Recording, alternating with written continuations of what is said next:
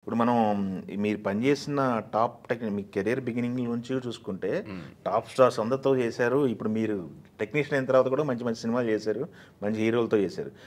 Ladies అంటే heroines విషయానికి వచ్చినట్టయితే ఇప్పుడు ఈ పక్కేమో అందరూ ఆ టైంలో ఉన్నటువంటి బిగ్ హీరోయిన్స్ అందరితోనూ వర్క్ చేశారు. ఎవరు ఎలా ఉంటారు అంటే ఒక్కొక్కరి గురించి ఏం చెప్తారు? నయనతార, శ్రేయ. నయనతార నేను బాస్ సినిమాలో అమ్మాయి క్యారెక్టర్ ఎలా రాసానో ఆవిడ ఇవాళకి అలాగే ఉందనిపిస్తుంది నాకు. యాజ్ ఇట్ ఈస్ అంటే అంత యాప్ట్ అనమాట ఆవిడ. Very self respect.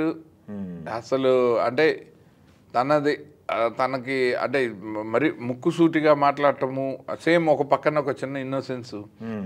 నేను పనిచేసిన వాళ్ళలో కెమెరా రన్ అవుతుండగా కూడా నేను యాజ్ ఎ డైరెక్టర్ కెమెరా పక్క నుంచి టక టక టక ఎక్స్ప్రెషన్లు మార్చగలిగితే ఇప్పుడు ఆల్ ఇండియా రేడియో ఛానల్స్ మార్చినట్టు అంత క్విక్గా అర్థం చేసుకొని రైట్ ఎక్స్ప్రెషన్ ఇచ్చిన యాక్ట్రెస్లో నయనతార నెంబర్ 1. నేను అసలు ఇలా కెమెరా అని నేను చెప్తున్నాను. నేను సావిత్రి గారి గురించి మేము ఇండస్ట్రీకి వచ్చిన కొత్తలో వినేవాళ్ళము. ఒక క్లోజప్ పెడితే ఆవిడ మీద మొత్తం సినిమా కథ అంతా చెప్పేసి ఆవిడ కళ్ళల్లో. మరీ ఎగ్జాగరేషన్ అనుకోకపోతే నయనతార మీద ఒక క్లోజప్ పెడితే కూడా మనము బోల్ అంతా కన్వే చేయొచ్చు ఆడిటోరియంకి. చాలా వరకు కన్వే చేయొచ్చు మనం అనుకున్న ఫీలింగ్ని. ఆ అమ్మాయి మొహంలో అది ఉంది. అలా నాకు తెలిసి అది నేనేంటి నోటీస్ చేసి ఆ తర్వాత ఆవిడ కెరీర్ చూస్తే లేడీ సూపర్ స్టార్ ఇమేజ్ వరకు ఉట్నే రారు కదా. అంతమంది ప్రేక్షకులు ఆమెను అలా యాక్సెప్ట్ చేస్తే నాకు అది చాలా ఆనందంగా ఉంటుంది. ఎందుకంటే నేను చేసినప్పుడు ఫస్ట్ ఫుల్ లెంగ్త్ హీరోయిన్ ఆవిడ తెలుగులో చంద్రముఖిలో జ్యోతిక గారికి సెకండ్ కిక్, అలాగే లక్ష్మీ సినిమాలో సెకండ్ లీడ్ చార్మికి. First full length heroine for super star hero బాసే. అది ఆవిడకి చాలా కార్డియల్ రిలేషన్ ఉండింది. బాగా వర్క్ చేసాము. And she really loved the way I narrated the character to her. నేను ఆ డీటెయిల్ డిజైన్, ఆవిడ డ్రెస్ అటైర్ దగ్గర నుంచి ఆ క్యారెక్టర్ ఎలా మనకు వాణిశ్రీ గారు ఇవన్నీ రెఫరెన్స్లు ఉన్నాయి కదా. శారద గారు, విజయశాంత్ గారు. ఒక పవర్ఫుల్ ఉమెన్, ఒక యాటిట్యూడ్ ఉండాలి. అలా చూడంగానే ఆ కట్అవుట్లో భయం వేయాలి, ఈజీగా ఎక్స్ప్లాయిట్ చేసేలా ఉంది కదా. ఆమెకి ఆ హోంవర్క్ అంతా బాగా నచ్చింది. సినిమా ఒప్పుకునే ముందే చెప్పింది. చాలా మంచి డీటెయిల్స్ వర్క్ చేశారు డైరెక్టర్. నేను I'm eagerly waiting to get in to the sets అని. సో మంచిగా చాలా బాగా చేసింది. తర్వాత Shreya, she is like my sister. ఆమె మన ఇంట్లో పిల్లే. చాలా బబ్లీగా ఉంటుంది, చాలా సరదా ఉంటుంది. నేనన్నప్పుడు అయితే ఇలా 2 చేతులు పెట్టి ప్లీజ్ ఫోకస్ అంటున్నా. అలాగే బ్రదర్ ఒక మంచి క్యూట్ సిస్టర్ ఎలా ఉంటుందో శ్రేయా శరణ్ అట్లా ఉండేది. ఆర్తి అగర్వాల్ కూడా అంతే. వాళ్ళ ఫాదర్ మా పెద్ద కొడుకు అన్నీ పరిచయం చేసేవాడు నన్ను అందరికి. సో వీళ్ళందరూ they are more like family. ఇప్పుడు శ్రేయ కాల్ చేస్తే మా మిస్సెస్ పేరు చెప్పి ఎలా ఉన్నారని అడుగుతుంది, మా అబ్బాయి పేరు అడుగుతుంది. అంటే వాళ్ళ పేరు చెప్పి ఎలా ఉన్నారని అడుగుతూ ఉంటుంది, మదర్ ఫాదర్ గురించి అడుగుతుంది. సో వాళ్ళ ఇంటికి వెళ్తే మనకి ఆంధ్ర ఫుడ్ భోజనానికి పిలుస్తుంది బాంబే వెళ్ళినప్పుడు. అవును, అక్కడ అవి వండుతారా? అవి తింటారా వాళ్ళు? మనం వెళ్ళినప్పుడు వాళ్ళ షెఫ్కి చెప్పి వస్తున్నా, మా బ్రదర్ వస్తున్నాడు, గోంగూర పచ్చడి చేయండి ఇట్లా చెప్తూ ఉంటుంది. అంత మంచి రిలేషన్షిప్ ఉన్న హీరోయిన్స్లో నెంబర్ 1 శ్రేయ. అంటే not only work relation. Anitha కూడా చాలా క్లోజ్. 2 సినిమాలు నేను నాలో ఒక సాంగ్ చేసింది, శ్రీరామ్లో ఫుల్ సినిమా చేసింది.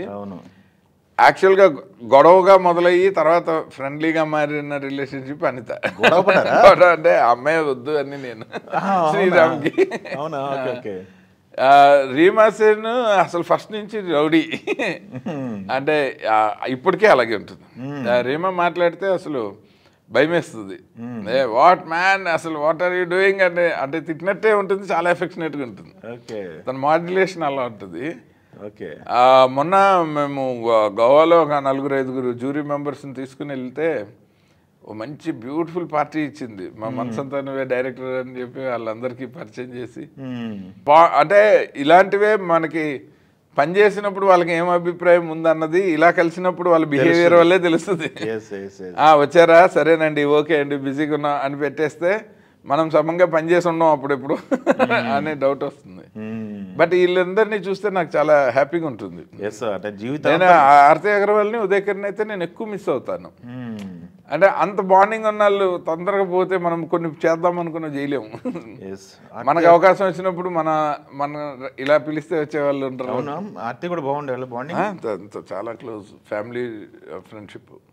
ఓకే. ఎందుకంటే న్యూ జెర్సీలో కూడా పరిచయం. సర్జరీ వల్ల సార్ తనకి మల్టిపుల్ సర్జరీస్, రాంగ్ మెడికేషన్, పాపం తను చాలా సఫర్ అయింది, హెల్త్ ఇష్యూస్ బాగా. Okay okay.